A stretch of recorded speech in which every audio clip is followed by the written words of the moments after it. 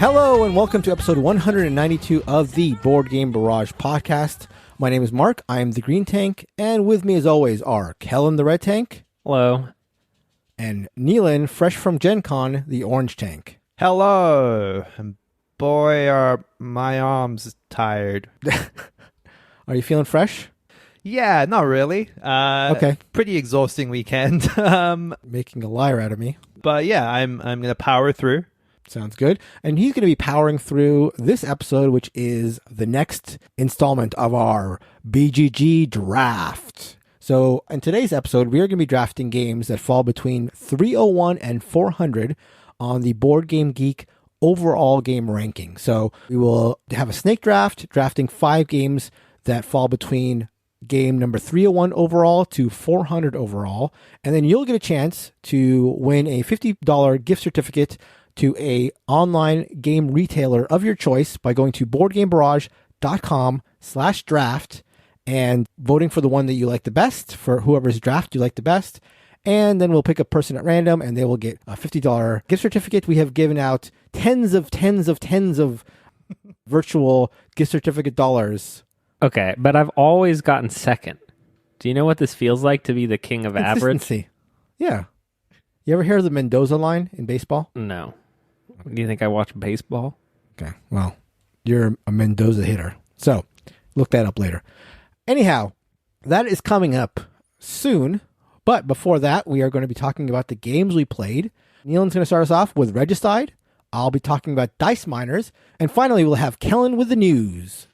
Neelan, tell us about Regicide. After the weekend spent playing the hottest new games, the thing that I am going to be talking about is playable with a standard deck of playing cards, and it is Regicide. This is a hot new game. This is playable with a standard deck of cards, but it also has a fully produced, beautifully arted version that you can buy if you do want to chip in some money to the designers. But otherwise, feel free to print out the rules for Regicide, grab a standard deck of cards, and get playing, because this is a pretty cool and interesting co-op that is made all the better by the fact that it is playable with a standard deck. The gist of the game is that you are trying to defeat the royals in the deck. So the jacks, the queens, the kings, they are all bosses. You first have to defeat all of the jacks in a random order, then all of the queens, and then all of the kings. And the way that you do that is you deal out cards to every player, and these represent attacks that you can do against the current boss.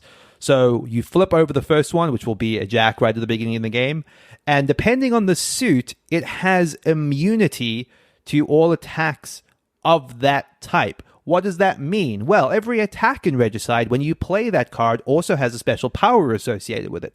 Clubs are just straight up double damage. So on account of the clubs? On account of the clubs. Yeah, exactly. Jacks start off with a base health of 15 hit points, which you're tracking. And every time you play a card, you're just dealing that much damage to that royal. But if you play a club, then you're going to double that damage. Kellen, you ever been hit by a club? Yeah, when you beat me in Ogtect. That's true. Didn't it feel like doubly as bad as if I'd hit you with like a stick? Yeah, confirmed. So thematic. Go on, Neelan. It fits. The spades, whenever you play a spade, you both do damage to the royal equal to the number, and you reduce their attack power, because after every time you attack the royal, they attack back. Now, the jacks are going to deal 10 damage to you after you attack them. What does that mean? That means you have to discard cards that total up to 10, or you die. You have no health. You just will die. So if you do not have enough cards in your hand to defend against the attack, you're dead. But if you play a spade to attack them, you'll reduce their attack damage permanently until they die. So that's one way to help everyone that follows after you. Neelan. Kellen. You keep saying standard deck of cards, standard deck of cards. How are you keeping track of 15 hit points? So that is one component that you would definitely need manufacture separately. But look, you get a pen and paper, easy, it's done. But yeah, you need some sort of tracker for their health and their attack damage, but that's it. That's the only extras you need. There's also this idea that you are drawing cards from this deck that needs to be replenished from the discard. That's what the hearts are for. And you don't get cards back into your hands until someone plays a diamond. So every card has a very specific use that's going to be very situational and very, very relevant at very precise points in the games. And like I said right at the start, each boss is immune to one of those powers when it comes out. So you may not be able to even reduce the attack damage of a boss if it is, say, the Jack of Spades or the Queen of Spades or the King of Spades. The queens are even harder than the jacks, and the kings are even harder than that. So there's this very cool escalating difficulty as the game progresses. There's this feeling like you're just moments away from being able to do it, and then you pull out the right card that gets you one boss closer, and then it completely stumps you out of nowhere. It has really cool highs and lows. It does a lot with very little. There's other stuff and other mechanics I'm not going to go into. There are cards that are like animal companions where you can do multiple types of attacks against the bosses, but that's the gist of Regicide. Now, Mark, I know you've played this as well. How did you like it? I unfortunately only got a chance to play it once, and I will say that even after that first play, I wanted to play it again, but we were doing something else, so I didn't get a chance to play it again. But even that desire in me to play it again was a good sign. Like, we played it, we failed pretty badly, but I saw a bunch of things that I could have done differently, and so I immediately wanted to play it again. I'll also say that I haven't really dabbled too much in sort of like these standard deck of card variants, like games that are built on a standard deck of cards. And the couple times I have, I've been sort of underwhelmed because they felt like just somebody trying to find a clever way to use 52 cards. And certainly Regicide is a clever way to use 52 cards, but I really enjoyed it. Yeah. I thought it was quite clever, really fun. Mark. Yes, sir. How does Eat the Rich, the card game, prevent you from quarterbacking? Well, you're not allowed to talk about the cards in your hand specifically. It's got a sort of Hanabi-ish, like, can't really... Well, no, not as... I shouldn't say that, because it's not as strict as Hanabi. It's sort of like the game, where it's like, don't play on this pile. That's something analogous to that. What? So there's limited discussion, so that's where you prevent the quarterbacking. That's actually a point that's a little bit contentious. I remember this coming up on, I think, Shut Up and Sit Down when they spoke about this game, had this idea that like, oh, there's this kind of vague idea that there's some things you can't talk about and it gets weird. What's interesting is I had a discussion with the designers of this game who are in our Discord, in fact. And one of the things that they at did... BoardGameBarrage.com/Discord, Nealon. Thank you very much, Mark. Jeez Louise. And one of the things that they said that I thought was interesting is that their actual preferred way is to say just no communication. Like, just don't talk, and that solves all the weird problems you have with limited communication as a concept. And I think that the game could work perfectly well that way, and in effect solves the quarterbacking problem. Just how all games should be. Yes, everyone's silently around the table. One thing that's worth pointing out is in North America, this is published by The Gaming Goat, which is a publisher that has, for lack of a better word, been intensely problematic. The developers of Regicide have formally cut all ties with them, but that's still the only way it's being distributed in America at the moment. So bear that in mind. Do your research about who you're supporting, and if possible, try to pay it forward to the designers however you see fit. And if you want to find out more about this, there is a thread on the BoardGameGeek official forum for Regicide with the designers and their commentary on the matter. We'll post a link to that in the notes for the episode as well. So that's Regicide from Badgers from Mars. So, before I get into the game I'm going to be talking about, I'll tell you that you can actually ignore everything I'm going to say here. So, I'm going to, in post, I'm going to edit and say you can skip. This is editor Mark saying that you can jump to about 16 minutes and 48 seconds, although I can't imagine anybody's going to actually do that. Whatever time. And just watch me play this game, because I got a chance to play Dice Miners on GameNight. So GameNight is the playthrough series that's been going on for years and years and years now, run by BoardGameGeek. And so I was invited over to play Dice Miners. You can search GameNight Dice Miners on YouTube and it'll take you right there. There also will be a link in the show notes in case you're interested. But for those who maybe want to double dip, because I know everybody's going to go and watch, I'll also explain what the game is. So Dice Miners Do you guys feel good about yourselves? You're like braggadocious. Oh, I was on game night, or oh, I just got back from Gen Con. You guys, I feel pretty good about myself. Pretty great. How about you, Nealon? Idiots. Yeah. Pretty soon, only the people will like me, because you guys are not relatable anymore. Dice Miners is a push your luck dice drafting game. The way it works is there is a mountain, this 3D mountain. I think in the deluxe version it's a plastic mountain, but I think in the non-deluxe version there'll still be a 3D sort of cardboard mountain. And what you're doing is you're filling this mountain up with 20 dice. And on your turn, you draft a die. And once all the dice have been drafted, you will be scoring. So it's as simple as that. The dice come in 4 flavors. All the dice have a beer face, and I'll explain more about the beer face, but otherwise The most common dice are these standard dice that have 1 to 5 pips. Again, the sixth side being a beer sign. The way you score those are at the end of a round, you're scoring runs. So think of like a small straight or a large straight in Yahtzee, and you'll score as many points as the pips showing. So if I have a 1, 2, and 3, I will score 6 points for that, the combined total of the die faces. But you have to start with a 1. So if I have a 2, 3, 4, 5, it scores nothing if I don't have that 1. The other type of dice are dice that allow you to reroll dice. So for example, say I have a run that is 2, 3, 4, 5. There's another type of dice that will allow me to reroll one of the dice to try to get that 1, for example. Another die is a negative die. So this will either depict a number of cave-in icons or a number of dragon icons, and however many dragons and or cave-in symbols you have at the end of a round, you'll score negative unless you draft another die, which not only protects you from that negative scoring, but makes it a positive. So if I have 4 dragon symbols in front of me, which is usually a -4, but I get the dragon protection die, that -4 becomes a +4. And furthermore, if I have 2 dragon protection die, it goes from being a +4 to a +8. So now it doubles the score. Finally, there are gold dice that, or whatever number of gold icons are depicted, you'll score that many points. And if you happen to be the player at the end of a round with the most gold showing, that'll double. So if I have 3 gold showing and it's the most gold of anybody at the end of a round, I will score 6 points. That's how scoring works. Simple as that. But let's get back to the beer sign. So if you draft any die that have a beer icon on them, you can give them to another player. The way it works is whatever die type it is, you select the player and you say, here you go, cheers. And you roll a die and they take whatever the die face is. It becomes their die. But now you get to draft 2 dice from the mountain. And I should talk about the way you draft dice from the mountain. Normally, the way you draft dice from the mountain, you can only draft dice that have no other dice on top of them. So only freestanding free dice are the ones you can draft. But if you roll this beer die, you are now allowed to draft any die with any exposed side. So it gives you more dice to select from, and you get to draft 2 dice. Is this like the reverse of the Seven Wonders Duel card selection?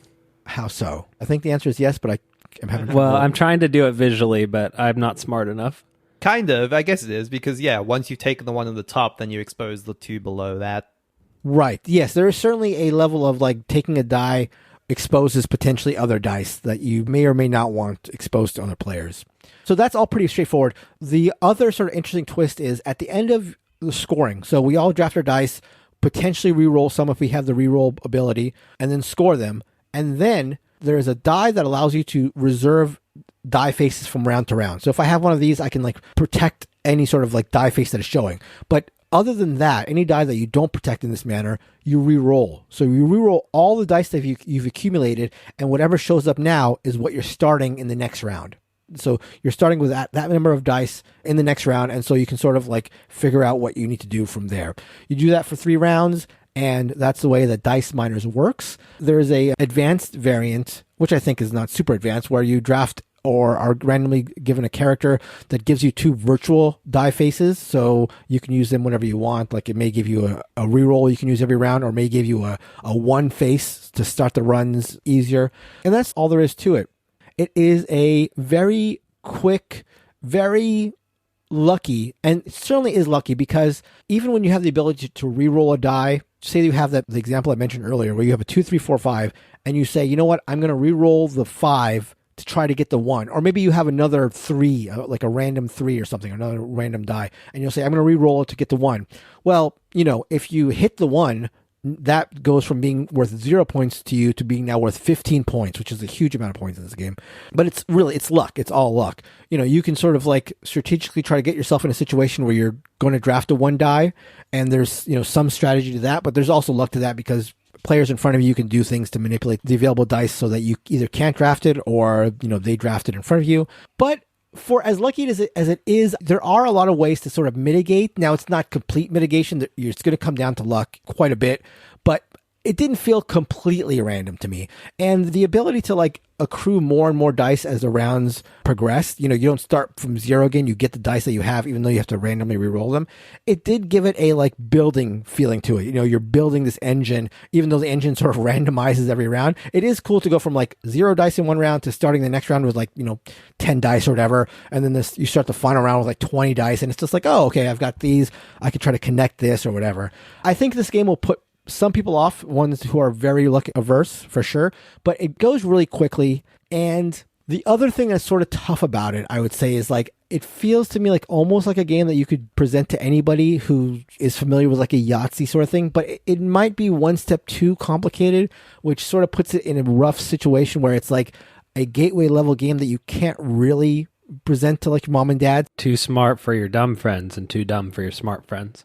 That's exactly. I didn't want to put it in such crude terms. Eloquent.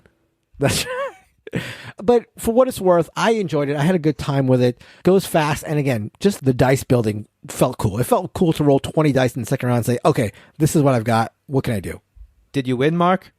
I might have won, but there's only one way to find out, Neelan, and that is to go to YouTube and search GameNight Dice Miner and find out. And while you're there, maybe put a comment in there about how much you like to see good old Mark on the show. And maybe they'll invite us. Mark. Say that again? Good old to my face? Egotist. Excuse me?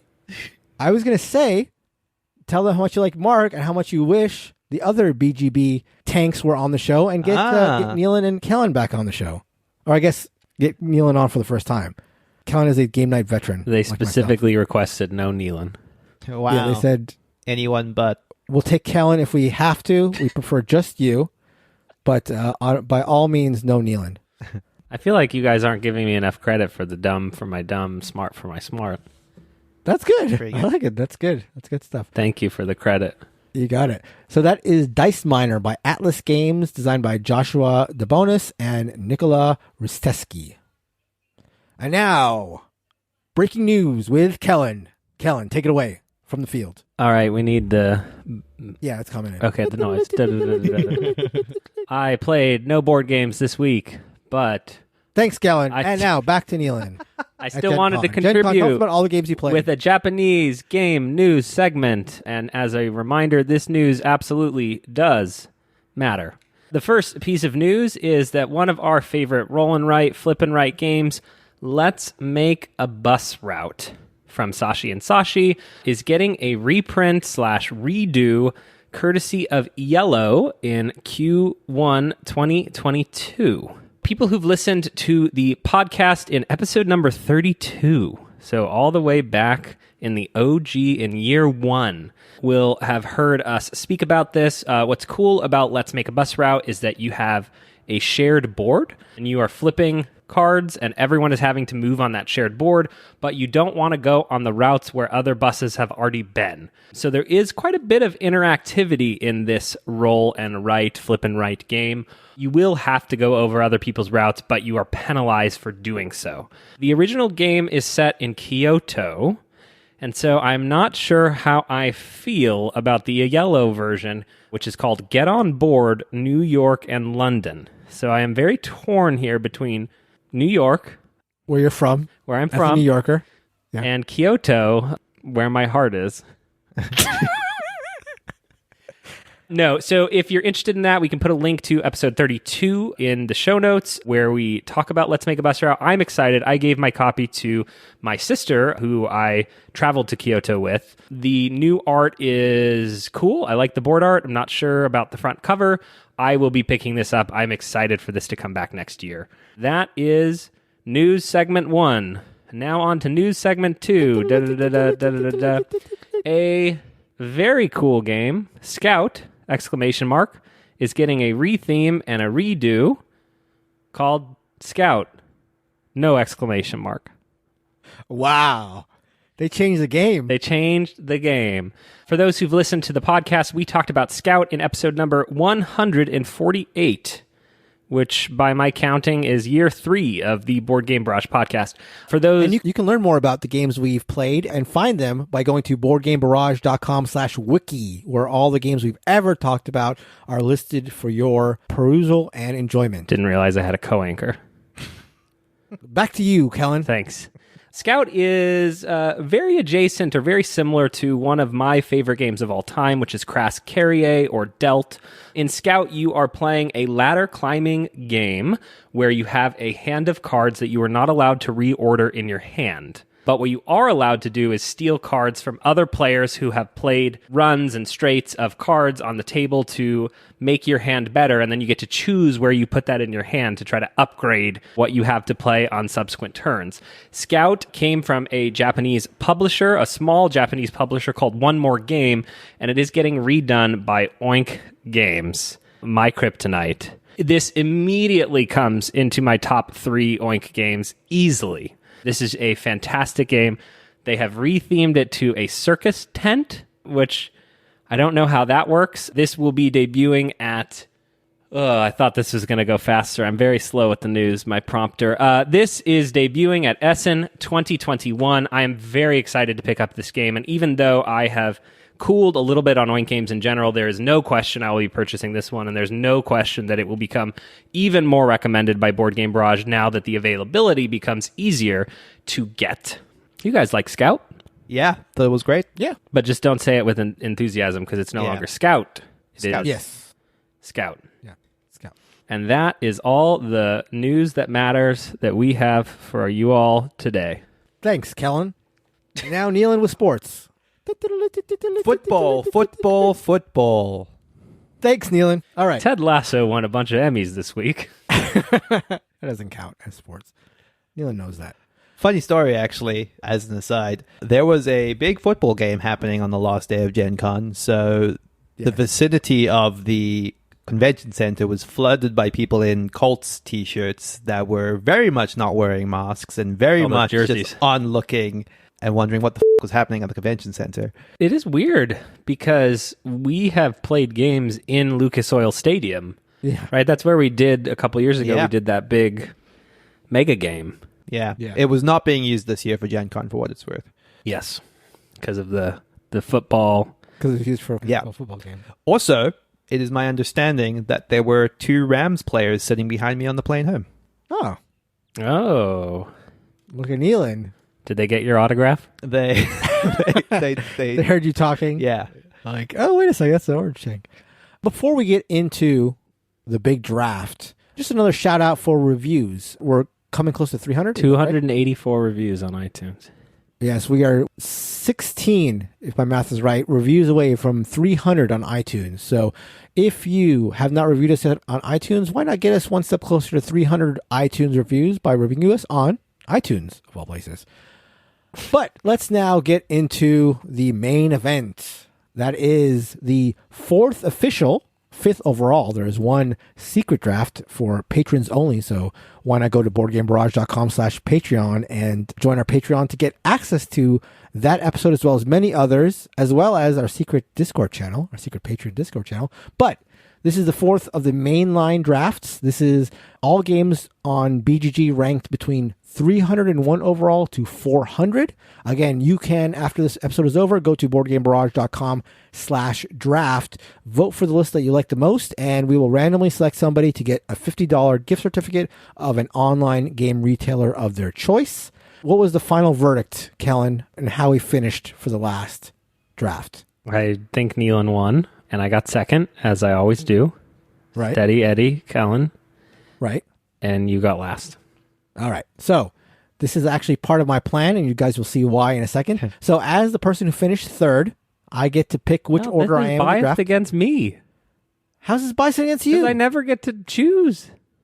First of all, didn't you choose? No, you didn't choose last time. But you just either get better or get worse. What Why do you mean get better or this is what I'm get talking worse? about. What does that even mean? Get better and win, or get worse and then pick where you want to draft. See, Nealon and I have this. We either finish first or last. Easy. Yeah, you got to have either control of either have to win or have control of the next game. That's what this is all about. This is strategy. This is strategic That's why thinking, you strategic lost play. last time because you knew Yes, this and one. you'll know why in a second.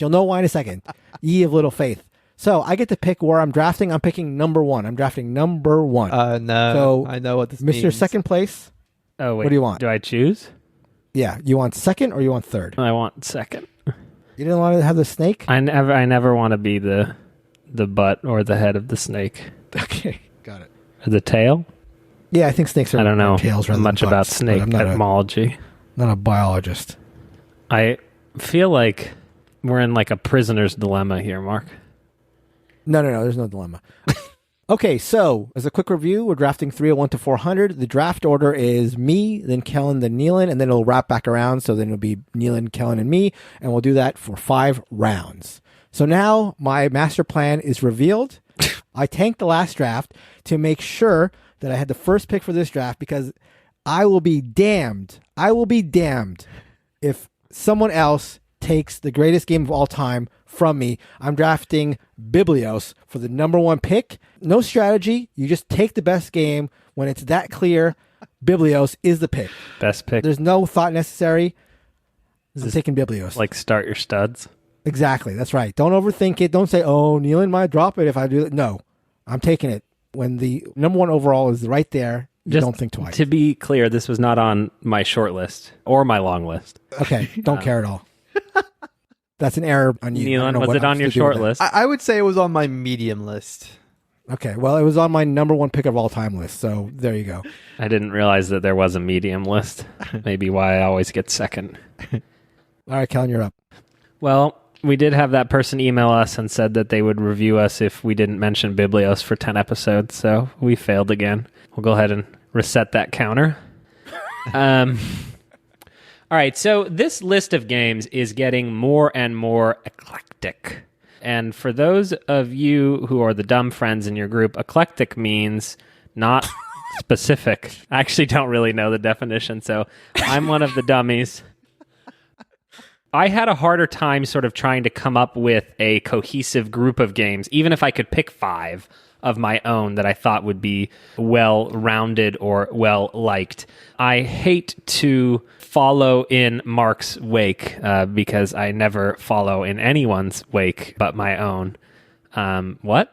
Wait, how do you follow? But I just stop. This is not your turn. You're not co-anchoring this pick. I'm picking innovation, okay? Shut the up. With my first pick of the draft, I picked the 335th best game of all time, Innovation, according to BGG, which is my number 1 best game of all time. It is Christina's number 1 best game of all time, and is also, according to our listeners, in the top 20 favorite Board Game Barrage games, which I think makes it a really strong value pick when we're this late in the top 100. I am not like Mark, that is so... I have to say the word innovation every episode, but Innovation is a fantastic 2-player card dueler. If you have not played it for $15, it cannot be beat and will not be beat by something as simple as Biblios. Yeah, I would have been shocked if this had made it to me. Kind of surprised. I mean, not surprised given Mark's mad strats here. But yeah, I think that if Innovation had made it past both of you, that would have been a shock to me, given it is, I believe, the only game in the listener top 20 that is on this list of 100 games. That is cool. So my my double pick, a little bit thrown here. My double pick, I'm going to pick 2 in a row here as per the rules of a snake draft. My first pick is going to be Monikers, which is a party game which is very much adjacent to one of our favorite, I would say the Board Game Barrage collective favorite party game, Time's Up. Monikers and Time's Up are very much of an ilk. We tend to glom them together in this category. It is a derivative of the folk game, the Celebrity, Salad bowl, Celebrity. Also Eat Poo Poo Cat. Yeah. So no, that's illustrations. That's something else. So yeah, there are a lot of versions of this. Monikers is probably, I would say, the most successful commercial version of this, would be my guess. And it's fantastic. It allows for very fun dynamics in your group. Every game develops with the little in-jokes that develop over the course of the game. It's one of the few performative party games that I really, really get into in a big way. And I'm going to pair that with something that is perhaps the polar opposite of a light party game, and that is a very heavy game by Splotter, The Great Zimbabwe. This is a fascinating economic simulation game where you are setting up trading posts and defining supply and demand of goods in order to create idols with other players where they are forced to utilize your resources in order to get victory points. It's a game that I returned to a lot over the course of last year after a very rough first play of it, and found new and fascinating things every single time I played it. It's kind of remarkable. That is the Great Zimbabwe. So that means the snake comes back to me. Mark's secret plan to pick Biblios prevents him from picking. For many picks, Mark, I hope it was worth it. I'm picking next. Well, The power of Biblios overwhelms any disadvantage that I might have from drafting first. Right? who could say? I just said it. I don't know. I don't know what I have to do to win the vote. Go with my heart, go with what the people want, be cutthroat. I just want to win. With my second pick of the draft, I will be picking a game that many people had for many years as their grail game that has recently come back into print, the one and only Ginkgopolis. This is a good pick. Ginkgopolis is a very interactive but still Euro game that is also just about 1 hour long. It doesn't feel much like anything else. There is some sort of area majorities happening on the board. You are using your cards. It is very odd. And I say that in the best way possible. It feels more tactical, perhaps, than it does strategic, but I'm also terrible at Ginkgopolis. This is one that I feel like if someone said, I need to have a collection and it needs to be 10 or less games, I could see Ginkgopolis making the cut because it has so much decision space in a sub 1 hour playtime. This is many board game critics' number one board game of all time. There's a lot of love for Ginkgopolis. It has a weird theme. It's a fun one. I just think it's cool and kind of unlike anything else that you can get in the 300 to 400 on BoardGameGeek, and I do think it does pair well with someone who would like innovation. There is a lot of interactivity in both of these designs. My number 2 pick, Ginkgopolis. I think this is a very strong pick. I would have definitely taken it if you hadn't taken it. But you picked Biblios. Remember that. No regrets. If you think I have any regrets about picking Biblios first, you are mistaken. I'm excited to hear how this is a strategy for something in the future. No, this was a strategy that paid off from the past. Yeah, we understand the narrative you're trying to sell people. The narrative that I've planted the seeds of in the past that are now coming to fruition is what you mean. It's wild when you think about that you had to win and lose every specific game in order to lead to you losing last week so you could first pick this week. Yeah, that is wild. And yet it happened. What a, so that's what like a luck the wildest play thing. there, Mark. That's right. I plan ahead, and then I strike. And this is me striking. Oh, man, I really wish you hadn't taken that. Damn it, Kellen. I'm pointing at my brain for those listening. And it's easy to do that because you have such a big brain that it's easy to point to. Thank you, Mark. You're welcome. Okay, I think what's gotten me in the last couple of drafts is I'm trying to think too broadly. I'm not sticking to the games that I would actually pick. And I think I'm best served in drafting the games that I actually like the best. So I'm going to try to stick to that. And as such, since I can't draft Biblios again, which I would love to do, I'm going to draft the game that is Biblios Light, you might say. It has the push your luck. It has sort of an auction. It has a lot of things. It's a classic game that if you can't get Biblios, you might as well try For Sale. So For Sale is my second game, a game I really enjoy, a game that you can play with anybody, a game that is super simple but very satisfying. So my number 2 pick is going to be For Sale. What's interesting, Mark, about this pick is that For Sale is basically Biblios, but better. I think you get mixed that up. Basically Biblios, but worse. BTB? No, incorrect. For Sale is the sort of quintessential filler game from when I returned to the hobby. I still have my copy. I have not played it in many years, but so many enjoyable games of For Sale. I think that it is more approachable than Biblios. Even though the theme doesn't marry perfectly to what you're doing, it still makes kind of more sense than the auction phase that happens in Biblios, where you're a little like, why am I using money to buy cards and using cards to buy money? Well, I'll disagree with that. I will say that... You tell me why this is a bad... Tell me why For Sale is a bad game. I would love to hear... It's not a bad game. Well, I just drafted it. It's just not the best game, which Biblios is. It's a great game. I love For Sale. I think that the theming of it and the cartoon nature of the art really sort of like helps, especially teaching it to people who don't really get modern games because, you're buying properties and the worst property is like a cardboard box and the best property is a space station. And that instantly sort of makes that part of it clear to people. It's like, okay, this is a really good one because it's the space station. It's the best house and the worst one is a cardboard box. So I've always found that like a funny / clear way to explain that first phase where you're picking up the properties. For my next pick, the first pick of the third round, I'm going to go with what I think might be my favorite, if not my favorite, but top 3, I think, Uwe games. This is one of his latest, not his latest, which is available here, but not the one I'm going to take. This is Nusfjord. I really, really like Nusfjord for its comboing. I love the way that each time you play it, you have a set of buildings that are revealed and you're trying to figure out which buildings you're going to try to chain together. It feels very Uwe with a couple interesting twists. I just think of his most recent big box designs. It's the one that I like the most. I mean, I'm fine with the polyomino games, but they're not really my favorite. Agricola and all that stuff is like the big box Uwe that I sort of like gravitate towards. But I think Nusfjord of his latest big box games is his best. So for the first pick of the third round, I'm going with Nusfjord.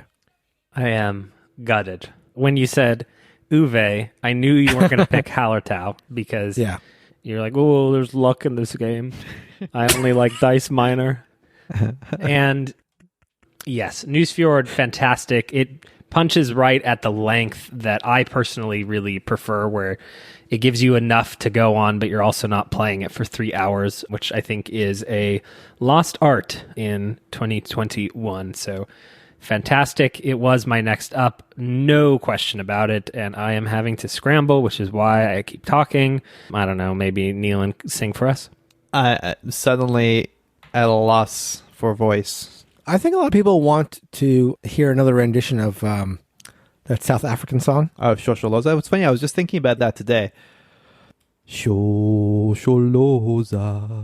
Oh, this is distracting. I was pissed off when you took Ginkgopolis, so turnabout's fair play. I just feel like I'm doing good, and now I feel like I can only go down.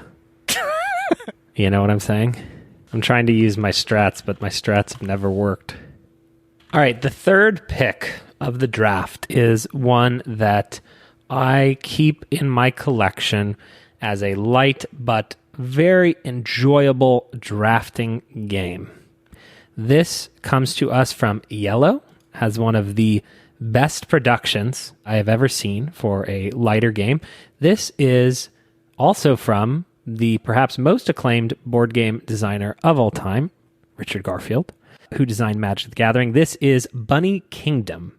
Bunny Kingdom is deceptively light and can be played by all, but has a lot going for it. You are building up a board that is really fun to see it spread out. And as you realize that bunnies are literally multiplying on the board, you are laughing and having a good time. But it is also a very strategic drafting game where you are really trying to deny the squares on the board. It's interesting and unlike some other drafting games I've played because most cards that you draft correspond to a place on the board and you're so excited to get that space. And then you're kind of hoping that you're going to get something close to it in a future round, similar to Acquire. Bunny Kingdom is one that I was not anticipating how much I would like it. I think it has stuck around. I've stuck around. Obviously, it came out in 2017. But this is one that I could see being sort of a perennial gamer's game that sticks around in the market for a long time. Bunny Kingdom. Mark hates it. Was not on my short list. I think it's a solid pick, but just not on my short list. I probably would have picked it next. It's always better than I think it's going to be. Yeah, I think that's why I wouldn't have picked it, because it's like a game where I don't necessarily think I love it, but every time I played it, I've enjoyed it. Yep. Now what? For my third pick, I'm going to go with what I feel is certainly an older game on this list, but I feel is one that has had semi-recent resurgences with reprints and has seemed to have stayed in the public consciousness a fair bit. This is the negotiation game Chinatown. Chinatown is very beloved in the negotiation space. I know it has had bursts of popularity over the years, and I think it is a solid pick at this point. My fourth pick is going to be the thinky, roll and write, twice as clever. Damn. This is a light game that's, I'm not going to say is necessarily accessible because it has surprising depth and surprising complexity and is so much fun once you get those combos popping off. This is a joy to play every time I have played it. As you are filling in your sheet, you are getting powers that are triggering other spots on your sheet, and you're just going, this triggers that, which triggers that, which triggers that, which triggers that, and it is fantastic when you get those all lined up. This is probably my single favorite roll and write game, and it's twice as clever. It's very good. And the app lets you say you pee really loudly. So you can't go wrong with that. This is really probably the toughest draft, I feel like. Chinatown is a spiky one. I think you'll have a lot of people pick you just because it's their favorite game. Interesting. I recently revisited and just... I don't know about it anymore. I'm not disparaging. This is not meta. I'm not metagaming. You should not vote for this. It is not held up in 2021, listeners. Chinatown. Don't pick it. All right, I am up for my fourth pick, and there are a couple ways to go. And it always, for me, around this point is I look at my list and I say, am I too heavy? Am I too light? What should I do? And what I have been told is that I am being too merciless and that I am picking what the people want me to pick and not picking what I want to pick. So by golly, what I'll do now is pick what I want to pick, which may shock some of you. I am picking a Stefan Feld game from 2009 called Macao. Macao is coming back next year as Amsterdam, being reprinted by Queen Games. This is possibly my favorite Stefan Feld game, where everything you try to do, you are in competition with everyone else on the board, and it's painful. There is a dice system that is confusing as it is hard to explain, where you can either get a small benefit with the dice right now or a large benefit in the future, depending on where you put the dice in this wheel. I love Macao and have had a great time playing it online. This is such a good Stefan Feld game and really typifies his best elements, which is that painful decision between a lot of decisions. And it comes to us before we got to Point Salad Land, where everything feels good. Everything in Macao almost feels bad. And that's what makes it so great. I feel like it fits in well on this list here, and it is just the game that I would want to have in this collection, Macao. I will echo your sentiments about being too bogged down in drafting what I think my list needs. I think I'm best served by drafting the games that I like. And so I have now, my issue here is that I have 3 games that I would love to pick. And I'm just trying to narrow it down to the 2. And I think I know which 2 they are. The one that I'm not going to pick is the aspirational pick, so I'm going to leave that one out. But for my final pick of the 4th round, I may not get everybody's vote for picking this game, but there is one person's vote that I'm definitely getting. A certain Woggers in our Discord, I think, is going to appreciate that I am wholeheartedly selecting Lancaster with the final pick of the 4th round. I've got a lot of types of games that really appeal to me. Lancaster is one of those types. An old school interactive Euro that is maybe forgotten, and maybe that'll hurt me, but man, you play Lancaster today, if you hadn't played it before, it'll feel so fresh. It is an area majority bidding auction sort of game with very simple rules, but really interesting takes on the bidding and the area control mechanisms. What you're doing is there are a few spots on the board. Each of them triggers a different action, and you can place a worker there of a variable power, and you can be bumped out by other players who put a stronger worker in there, but you can always supplement your worker by adding these squires, these other pieces that will add to that. So if I have a worker who's level 3 and I want to bolster my ability to take a spot, I could put 3 squires there and make my level 6. But then if Nealon wants to go in there with 7 total points of strength, I get my worker back, but I lose all the squires that I placed to bolster it. So there's a lot of agonizing decisions. There's a lot of tempo considerations. There's an aspect of the game where at the end of every round, you'll vote on laws, which are basically scoring. So if you're winning in something, you'll maybe want a certain law to pass, and you'll try to win votes to make sure a law passes. Or you can even negotiate with people at the table saying, hey, vote for me on this law, and I'll vote for you on this law. So there's so much in this game. It's so... Again, I came to this game quite late, but I just find it super fresh. It sort of felt like the Caelus revelation to me, where I hadn't played Caelus until way after it was published, and thinking to myself, man, this is a game that could kind of come out yesterday. Just can't sing the praises of Lancaster high enough.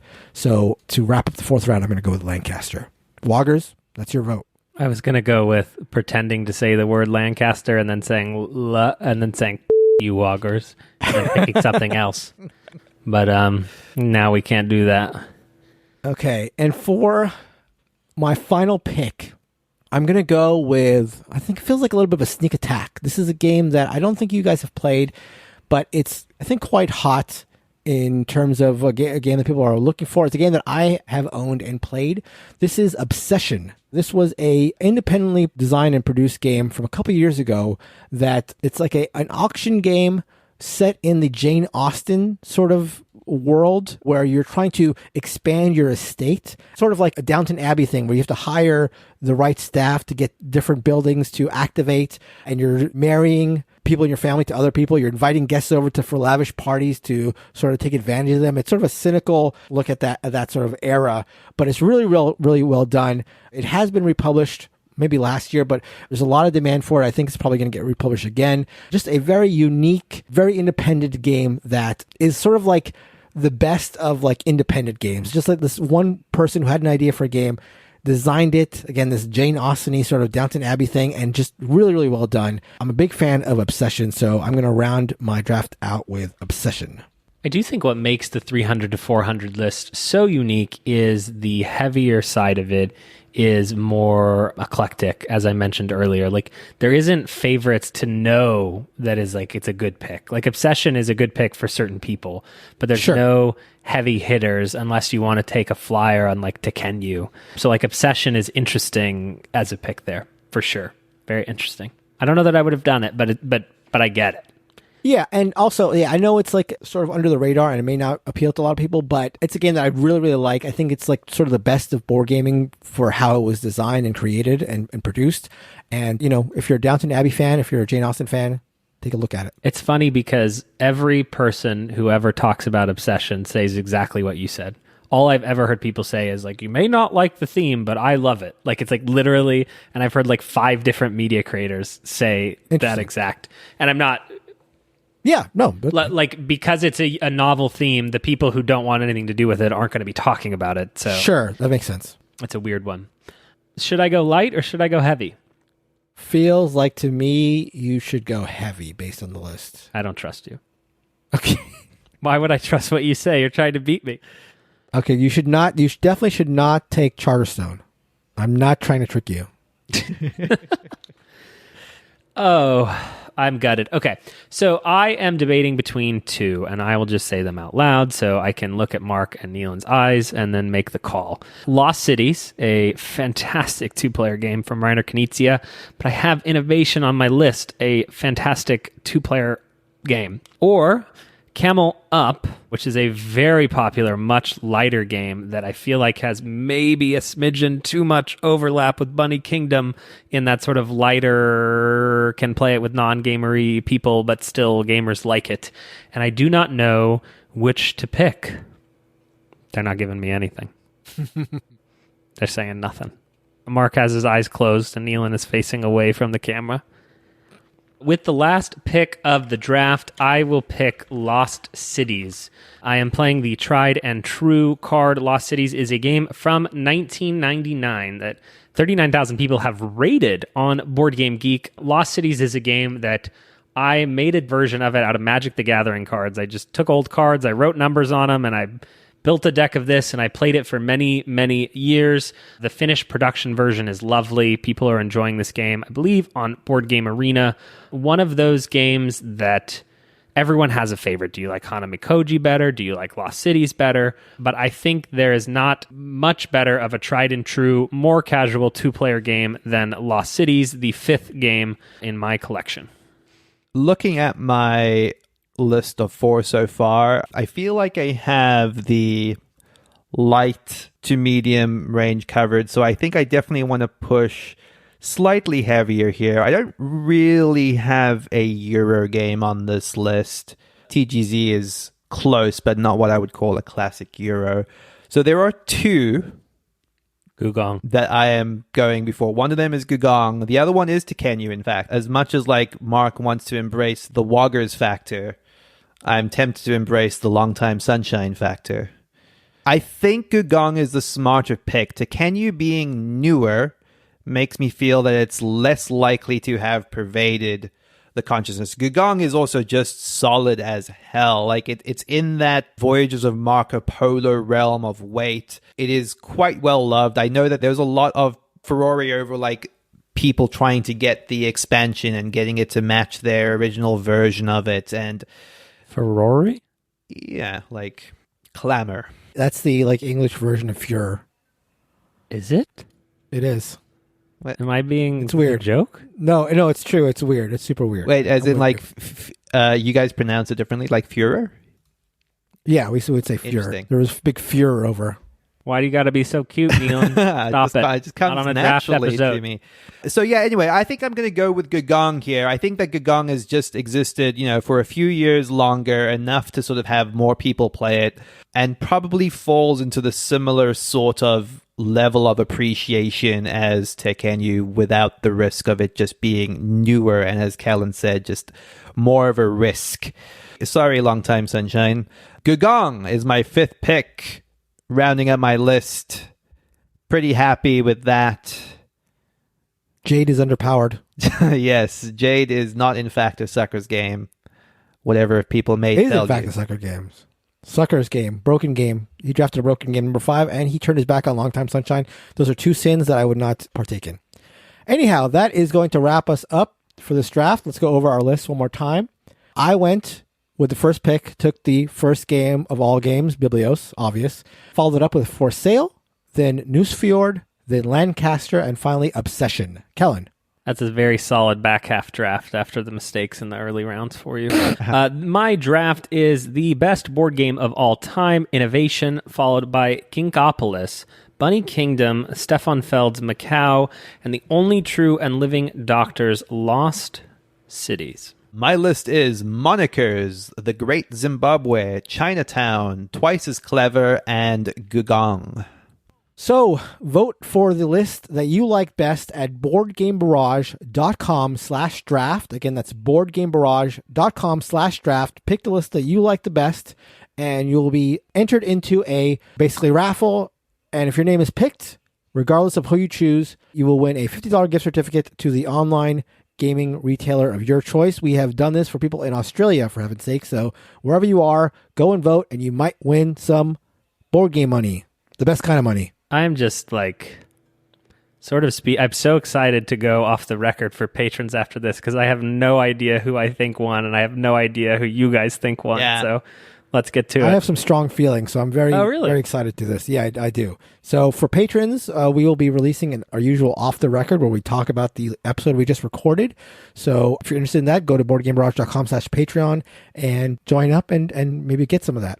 And that's going to do it for the show. As always, we're on all forms of social media. You can find us on Facebook, Twitter, all that kind of stuff. If you want to discuss this list, some of our most hotly debated episodes are these draft episodes, and where the debates are raging the hottest tends to be at BoardGameBarrage.com/Discord in the podcast channel where we discuss that week's episode. So I'm sure there will be heated debate the moment this episode drops about mistakes we made and games we should have drafted and who made the worst picks and who made the best picks. So go there to discuss it. If you want a more long form discussion of it, there's also a lot of debate about our lists at BoardGameBarrage.com/Guild where we discuss the episodes on the Board Game Geek guilds. Finally, one last call to rate and review us on whatever method you download the episode. We're trying to get to 300 reviews on iTunes specifically, so that would be an added bonus. So please do that if you can. And finally, a big thank you, as always, to Heart Society for our intro and outro song, What's on Your Mind, Kid, from the album Wake the Queens. Until next week, go out and vote, BoardGameBarrage.com/draft. Goodbye. Bye-bye. Oh, Red.